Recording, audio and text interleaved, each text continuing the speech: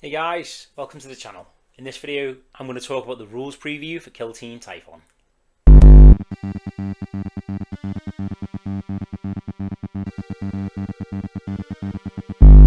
Hey guys, it seems like the new rules preview for Kill Team Typhon has finally dropped, so I thought I'd discuss that today.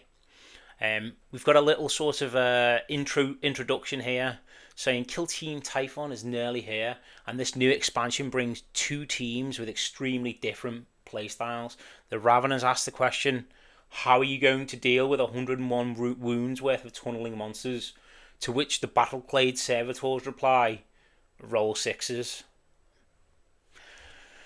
Both of the teams in Kill Team Typhon represent an aggressive departure from any playstyles we've seen before. As such, both will take time to master. I definitely think 5 models is going to be a difficult ask, So the Tyranids have finally burst onto the scene with our first 5 operative team. A massive toolbox of tricks, but only a 5-up save make them stand out amongst the other elites in the game by giving their opponent the incentive to take them on in a firefight. I do think that's very interesting to think. Obviously, 5-up saves mean you're going to want to shoot them. You're going to want to be engaged. I do think trying to incentivize trading with a team is an interesting design space to fill. We'll see how it sort of shakes out in terms of the final balance. So let's check out the faction rules. So the tunnel is a path you carve across the battlefield. In each turning point, the tunnel can extend up to 5 inches. So what, 5, 10, 15? You've got 20 inches of possible movement with the tunnel across a 4-turn game. That's pretty interesting. Burrow is the action that lets the team pop in and out of a tunnel, which comes at the expense of 2 inches of your movement and 1 AP. On a 5-man team, you're gonna need to create map pressure somehow, aren't you? You're gonna need to create overall ability to hold ground somehow, aren't you? So let's have a little look at the burrow mechanic. If this operative is underground, set it up on your tunnel. So you must be able to start the game underground. That's interesting. It can be done on a counteract as well. You could pop up, shoot on the last activation of your turn, and then pop back down. That is interesting, isn't it? Especially with 5 models. Alternatively, instead of resolving the above effect, this operative is in the kill zone on your tunnel. Remove it from the kill zone. So obviously, yeah, you can pop up and out of the burrow. Which does sound strong, especially with the counteractions. Cannot perform this action while carrying a marker. Okay, yeah, so it can't just disappear off the battlefield whilst holding the intel or whatever. So it seems like pretty loose how you move in and out of the tunnels. Basically, you just have to be on the path in some way. You don't have to be wholly within, which is good. You can be touching the edge of the tunnel as well as any point on the tunnel. So here we can see a sort of small illustration of the tunnel itself. We can see the Raveners don't have to be wholly within the bounds of the tunnel markers either, which is interesting. And obviously it extends out as you project the tunnel itself. I wonder if you need Raveners alive to tunnel, or whether there's other Raveners under there tunneling for you. Predatory instinct ties it all together, along with providing Raveners the ability to fight twice, so they get to fight twice innately. Pretty good. It allows them to change their order and burrow for free during counteracts. Wow. So yeah, that's pretty interesting. You might so again, incentivizing engaging the Raveners. You might actually be incentivized to charge the Raveners here to prevent them from burrowing and making them vulnerable. Interesting. Yeah, interesting. I suppose though they could probably just kill you and then burrow for free. So maybe not so interesting. I don't know. Nasty. Key operative here is the Venom Spitter. So let's have a quick read through this. Distend dorsal sac. Ooh. Until this operative has shot with its venom bolt or until it performs a burrow action, all profiles of the venom bolt gain lethal 5 up, 1 more attack die, and remove the range. Okay, so basically you can change the venom bolt from a flamer to a normal infinite range weapon at the cost of 1 AP. And it poisons as well. D3 poison as well, so it's not the wimpy Plague Marine poison, D3 poison. That is something. That's strong. Wow. So though all of the Raveners are highly capable, the Venom Spitter stands out as one of the most important pieces on the team. On top of its solid melee output, its ranged attack is an absolute killer. So yeah, it's just discussing the distend dorsal sac ability here. So yeah, that does sound that sounds very strong. So we got a standout ploy, writhe out of sight. So few organisms are as capable of slithering away into darkness in the blink of an eye as Raveners. The question then is, where did they go? Select one friendly Ravener operative. That friendly operative can immediately perform a free burrow action. If it is within 2 of your tunnel, it can immediately perform a free fall back or reposition action before it does so. So that is interesting. You could burrow, I suppose the burrow action allows you to burrow out as well. This is one of those ploys that will be the difference between winning and losing games, as it lets the team either hide a vulnerable operative or stage an explosive first activation. Oh yeah, so you can pop up with it. The beautiful utility of this ploy is that it's equally useful whether you win or lose the initiative. Yeah, because obviously if you lose you can remain hidden before popping up and charging or whatever. It seems like a really strong suite of rules, but we have got to frame it all within the fact that you only get the 5 operatives, you know. I definitely think counteracting effectively with this team, just like Angels of Death and the other elite teams, will be the difference between, you know, a good player and a great player. I think they will have a steep learning curve maybe as well, but there's a lot of front-loaded power too, you know. This is one of those ploys that will be the difference between winning and losing games. Yeah, so true. So, even with 20 wounds each, a 5-up save leaves the Raveners vulnerable to high volume of fire. I can't believe that they actually got 20 wounds each. So the Patriarch for the Brood Brothers is only on 21. You only get 1 of him. But they will will to volume of fire. 5-up save is nothing. Well, apparently we've got other stratagems, tunnel lurkers, and Chromata Spore camouflage. To help with that. So it looks like Chromata Spore camouflage might be the bonus to tunnel lurkers will be a bonus to your save, isn't it? It'll be probably something like, you know, retain two defense dice for cover when near a tunnel, something like that. And Chromatus Force camouflage, maybe you can become, you know, obscured out in the open, something like that. It sounds very much like obviously chromatic camouflage from the Lictors or the Von Ryan's Leapers, yeah.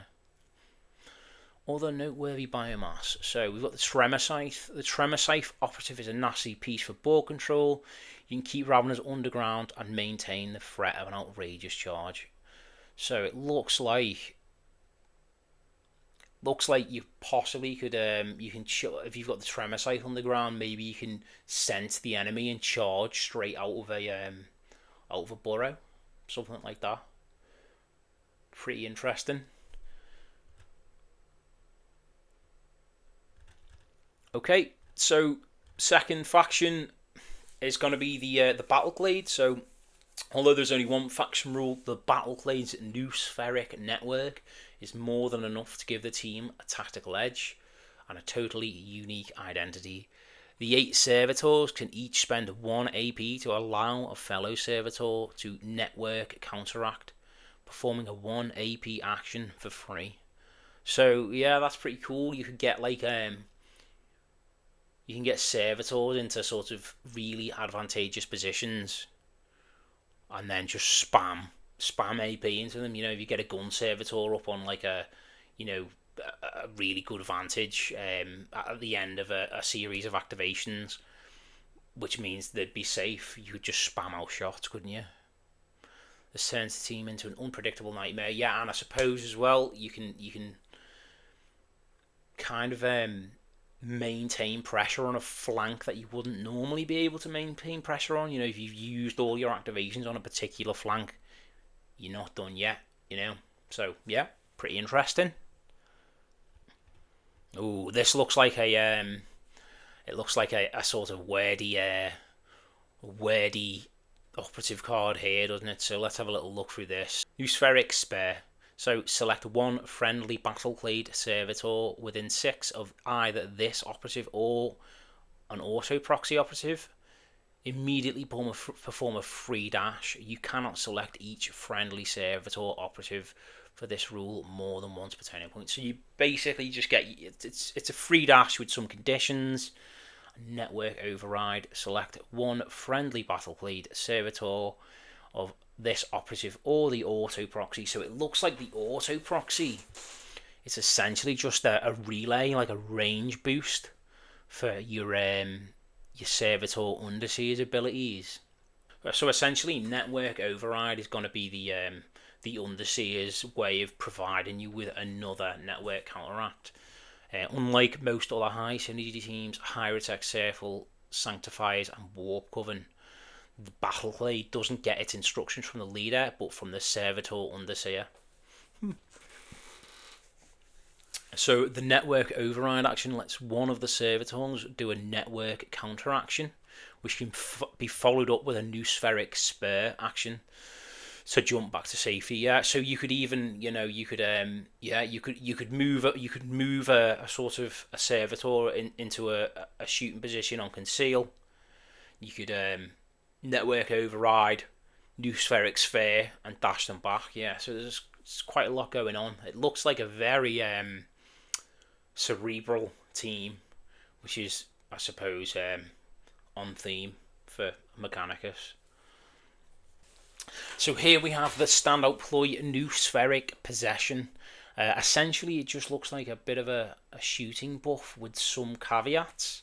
So, a new ploy that will likely come up in most games is new Spheric Possession. It gives a shooting boost to operatives close to the servitor underseer and auto proxy servitor in the form of accurate 1. The strongest guns on the team hit on a 4-up, so yeah, so you're gonna want that 3-up reliability on you, and it looks like they're kind of incentivizing you to go with a comms device with this team, which is good because we rarely do see that we rarely do see that equipment used, so it'd be nice to see it out the box, An outlier among the collective. So, one of the most compelling aspects of the team is the role of the techno-archaeologist. This tech priest leads the team to battle, but other than having the leader keyword, they're very much working independently outside the network of other operatives. They're capable of keeping themselves safe, scoring their own points, and dealing plenty of damage. So it looks like you get one leader to enact your sort of army rule, and then a totally separate leader, I suppose, to have a little bit of fun with, which is good, I think.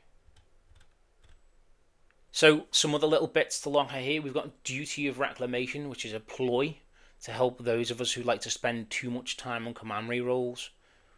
Whilst Neurocyclic Reserve Cells is potentially a great piece of faction equipment. Good. The inherent randomness of relying on a single D3 roll at the beginning of the game can make it extremely swingy. So Neurocyclic Reserve Cells sounds pretty interesting. Essentially, you just get a free faction rule token, basically, a free APL when you're using your faction rule. So when you do the contract, you do it for free D3 times. It's a bit of a shame it's D3 though, because it's lame. I often use the covert guises on Brood Brothers for the D3 repositions, and you're always going to get a 1. But anyway. In summary, Typhon brings 2 long-awaited and beloved teams to Kill Team. With them is a well-stocked Killzone supplement which sets the stage for a characterful series of battles amidst the growing tendrils of a Tyranid infestation. Plus, 6 new MPO data cards expand the ever-growing list of resources for joint ops. That's cool. So 6 new MPO data cards. Be interesting to see what the other ones are. It's surely. I wonder if we'll get some Mechanicus ones. Obviously, we're going to get probably Raveners and Hormagaunts, probably Termagants maybe. But I do wonder what the other MPO data cards are going to be. I definitely think the Battleclad is the far more cerebral of the 2 teams. Just looking at the weirdiness of the data cards alone, you're not getting away from having to think about what you're reading if you want to play a Mechanicus team in Kill Team, because just like the Hunterclad, you're gonna have a freaking Bible to read through every time you pull out those data cards. However, I think the fact that they're gonna have activation advantage anyway, as well as this like wild ability to manipulate action economy, I do think in the hands of a skilled player, they are undoubtedly going to be really strong. We already kind of have a glimpse of this with AOD, so Angels of Death, and their ability to manipulate action economy through the double APL counteracts and stuff like that. That already illustrates how strong those mechanics can be. But obviously, that's on on an elite chassis with 3-up accuracy and stuff like that innately. So really interesting to see how the Battleclad pans out. Certainly think the Raveners have got a lot more overt, like front loaded strength. But again, how that will transfer to how that like strength will transfer when it comes to the nitty gritty of action economy and scoring points and things like that. We'll see. I definitely think they'll be able to kill things. They've got the stats. They might just be a. I think time will tell with the Raveners, because just because someone's got an overtly powerful profile on a 5-man team, I can't make the call. Yeah, I'm gonna have to play them, see how it feels with such a limited action economy. But then 101 wounds, you make enough saves, you're just not gonna get killed. I don't know. This is a really I think one thing that every release has done this season for Kill Team has given us a lot to think about in terms of the design space that teams fill. Sanctifiers with the overlapping buffs, Goremongers with the the shooting insurance so they can't die, Ratlings like little five wound dudes running around, elite orc teams. Like it's been a very characterful season for the new teams, and I do think the game is sort of for me it's healthy. It's healthy that we're getting such a diaspora, such a wide array of different sort of design philosophies. Where these teams are going to land on the overall sort of sliding scale of strength, I don't know. I think Raveners scream overt power, but Battleclad I wouldn't discount certainly, especially when we see we didn't really get any details on the techno-archaeologist's strength. They just said, oh, he's good. So if he's running around hitting on threes, maybe he's got a mini melter. His pistol is like an Archaeotech pistol. Who knows? That might be where sort of your flashy overt power lies in that team. Looking forward to seeing the release of the teams and how they play and stuff like that. Yeah.